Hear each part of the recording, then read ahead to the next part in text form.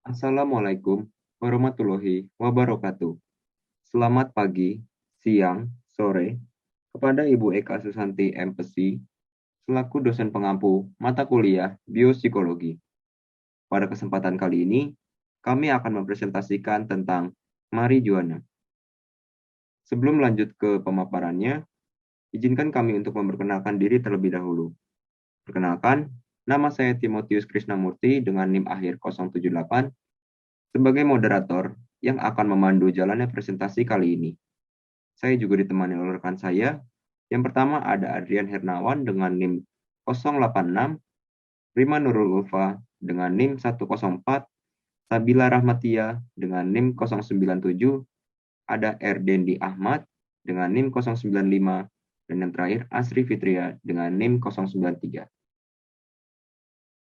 Selanjutnya masuk ke definisi yang akan dijelaskan oleh rekan saya. Dipersilakan. Definisi dari marijuana. Marijuana atau ganja adalah psikotropika yang mengandung tetrahidrocannabinol dan cannabidiol yang membuat pemakainya mengalami euforia. Marijuana berasal dari bagian daun kering, bunga, batang, dan biji dari cannabis sativa. Marijuana adalah salah satu yang banyak digunakan dibandingkan dengan semua obat psikoaktif. Terlepas dari kenyataan bahwa kepemilikannya ilegal di sebagian besar negara. Marijuana digunakan secara teratur oleh sebanyak 20 juta orang di Amerika Serikat dan Eropa, dan oleh jutaan orang lain pada belahan dunia lainnya. Selanjutnya, sejarah dari marijuana. Marijuana telah banyak digunakan sejak zaman prasejarah. Laporan yang ditulis oleh Barney Wolf memberikan gambaran mengenai sejarah dan penyebarannya. Beliau menjelaskan bagaimana penggunaan marijuana di Asia ribuan tahun lalu, dan sejak saat itu menemukan jalannya ke seluruh pelosok dunia. Tanaman-tanaman marijuana ini dipercaya telah berevolusi di stepa Asia Tengah, khususnya di daerah yang saat ini kita kenal sebagai Mongolia dan Siberia Selatan. Biji marijuana yang dibakar juga ditemukan dalam gundukan pemakaman Siberia di Kurgan, Siberia pada tahun 3000 sebelum Masehi di daerah Xinjiang, Tiongkok. Rami dan marijuana psikoaktif dimanfaatkan secara luas ketika terjadi kecelakaan. Pemanfaatan marijuana sebagai obat pertama kali ditemukan pada tahun 4000 sebelum Masehi. Ramuan ini digunakan misalnya sebagai anestesi selama operasi, dan menurut cerita, Kaisar Tiongkok dan Shandong pun memanfaatnya pada tahun 2737 sebelum Masehi. Marijuana tiba ke benua Asia Selatan antara tahun 2000 sebelum Masehi dan 1000 sebelum Masehi, ketika wilayah itu diserang oleh bangsa Arya, kelompok berbahasa Indo-Eropa kuno. Selanjutnya, sejarah di Indonesia. Sedangkan di Indonesia sendiri, Aceh memang menjadi jalan masuk marijuana ke Indonesia. Marijuana dibawa oleh pedagang dari Gujarat dari India sekitar abad ke-14. Dahulu itu diperkirakan marijuana dibawa oleh pedagang dari India dalam bentuk biji sebagai alat transaksi perdagangan. Marijuana ditukar dengan cengkeh, kopi, lada, vanila, dan jenis rempah-rempah lainnya.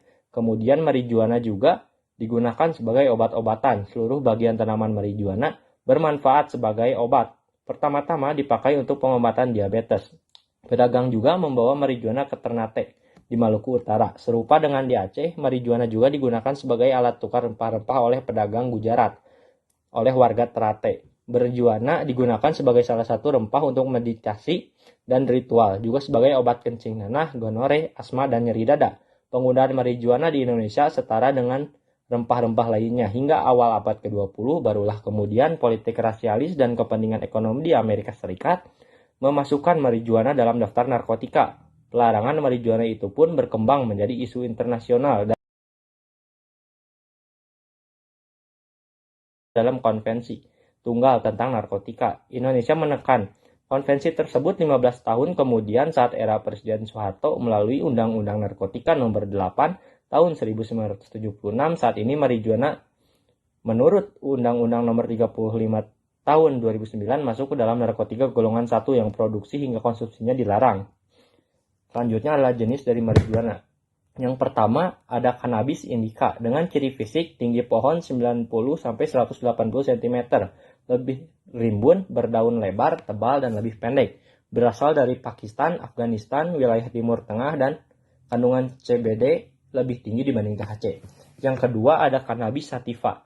Ciri fisiknya tinggi pohon sekitar 240-360 cm, lebih jarang berdaun, ramping, tipis, dan panjang. Berasal dari Meksiko, Kolombia, Amerika Tengah, dan Asia Tenggara.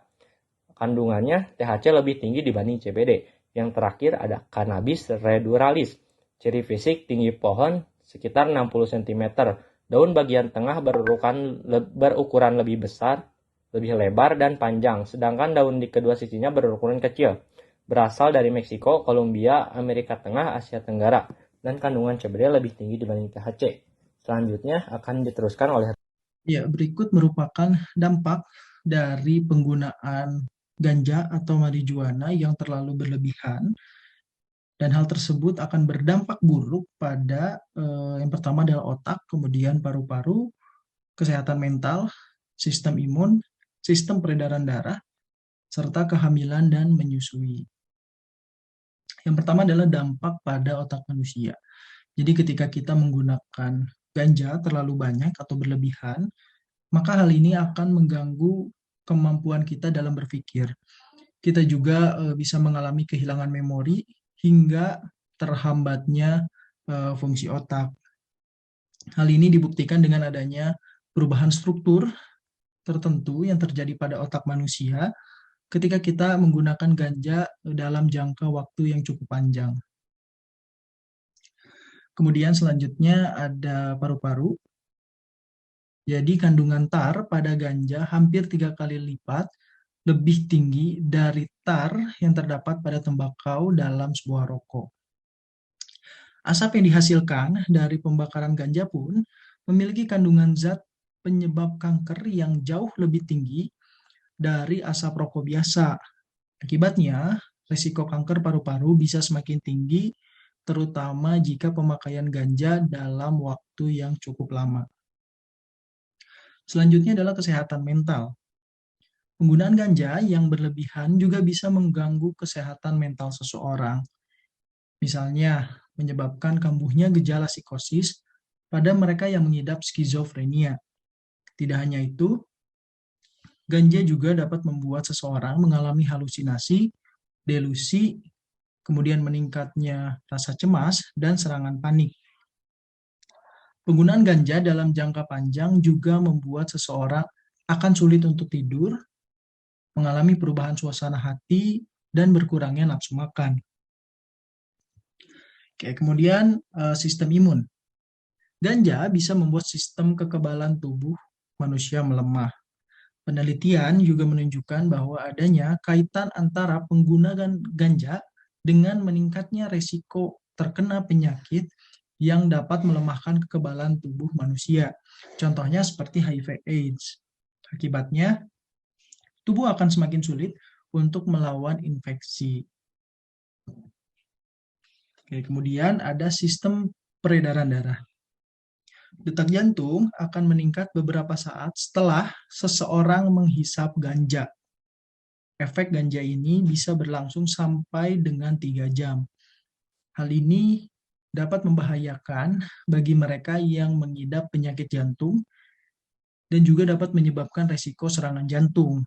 Selain itu, ganja atau marijuana juga dapat menyebabkan tekanan darah naik dan membuat mata menjadi merah karena pembuluh darah yang melebar.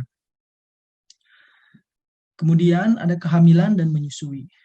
Kegiatan ibu-ibu hamil seperti merokok, menghisap ganja selama kehamilan juga dapat mempengaruhi perkembangan otak janin. Tidak hanya itu, ganja juga bisa memperlambat pertumbuhan janin, menyebabkan kecacatan dan gangguan pada janin, meningkatkan resiko bayi lahir prematur, serta leukemia. Mengkonsumsi ganja ketika ibu menyusui bisa membuat zat kimia dalam marijuana atau ganja yang sering kita sebut sebagai tetrahydrocannabinol atau THC masuk ke dalam ASI dan menghambat pertumbuhan bayi. Ya, selanjutnya akan dijelaskan oleh rekan saya. Baik, terima kasih. Selanjutnya akan saya jelaskan tentang cara kerja marijuana dalam tubuh.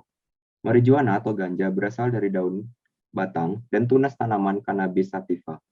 Ganja biasanya digunakan layaknya rokok dan bahkan dijadikan sebagai bahan masakan atau diseduh menjadi teh ganja, termasuk dalam golongan zat adiktif yang menimbulkan ketergantungan dan bisa menimbulkan intoksikasi, reaksi putus zat, dan ketergantungan. Daun dan bunga ini menghasilkan berbagai macam bahan kimia yang dikenal sebagai cannabinoids. Cannabinoids dari ganja yang paling sering digunakan adalah THC dan CBD. Secara singkat, THC memberikan efek mabuk dan high, sementara CBD tidak. Cannabinoids selain dihasilkan oleh tanaman kanabis, juga dihasilkan oleh tubuh manusia secara alami. Cannabinoids alami ini mengaktifkan reseptor cannabinoids yang mengatur berbagai macam fungsi tubuh manusia.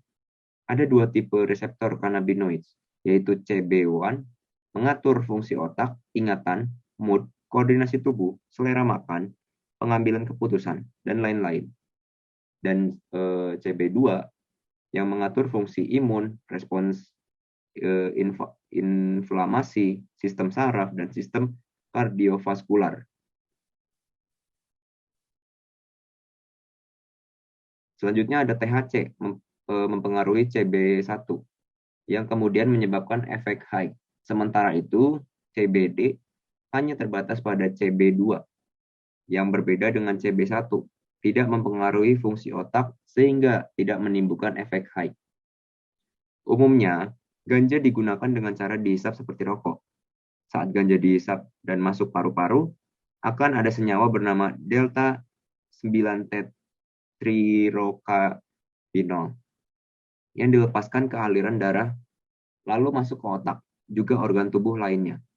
Sebelum masuk ke organ tubuh di dalam, area yang lebih dahulu terpapar oleh senyawa THC, seluruh sistem saraf pusat. Tak jarang pengguna ganja merasa lebih rileks karena zat tersebut memiliki efek menenangkan. Ganja juga dianggap mampu meringankan rasa sakit, peradangan, dan mampu membantu mengendalikan kejang. Selanjutnya gejala dalam marijuana. Efek ganja bisa menimbulkan halusinasi, delusi, cemas, dan depresi. Bahkan penggunaan ganja dalam jangka panjang dapat menyebabkan seseorang terkena gejala putus obat atau sakau ganja. Sakau atau sakau alias putus obat adalah gejala tubuh yang terjadi akibat memberhentikan pemakaian obat secara mendadak atau akibat penurunan dosis obat secara drastis sekaligus.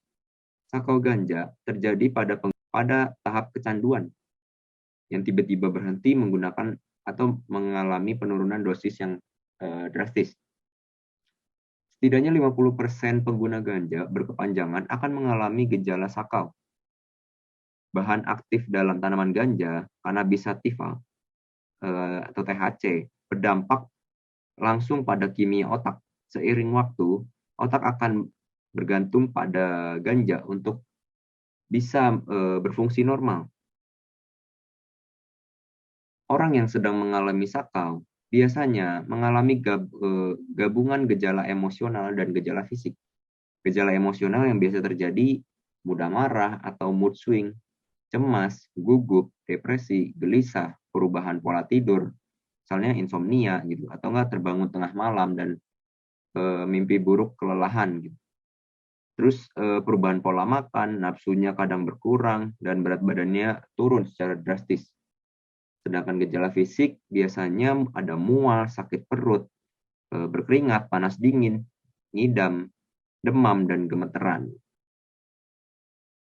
Mungkin cukup sekian presentasi dari kelompok 7 tentang marijuana. Mohon maaf apabila ada salah kata. Kami kelompok 7 pamit undur diri. Assalamualaikum warahmatullahi wabarakatuh. Terima kasih semuanya.